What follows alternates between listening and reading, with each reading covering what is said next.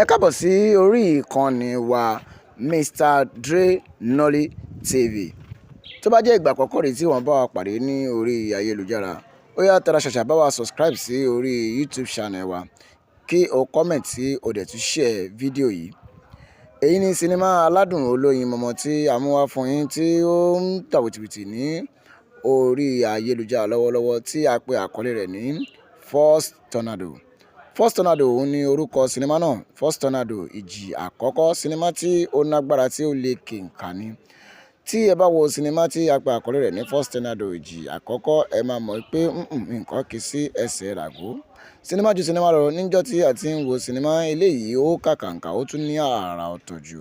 First Tornado òun ni a pè àkọlé sinimá yìí.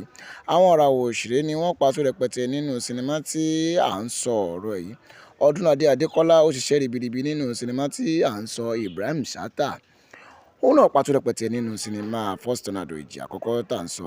Múyìwá Adémọ́lá, Péjú Ògúnmọ́lá, Lálùdé, Yéwándé ọmọ Ẹlẹ́mọ̀ṣọ́ ó pa tó rẹpẹtẹ nínú sinimá tí à ń sọ yìí. Bẹ́ẹ̀ náà ni Ayọ̀ Ọláìyá kò gbẹ̀yìn nínú sinimá tá à ń sọ. Àbẹ̀ní Agbọ́n, ẹ ṣáà ti mọ gbogbo sinimá tí bá ti bá Àbẹ̀ní Agbọ́n pàdé ẹ ti mọ̀ wípé sinimá olódùn alárinrin ni.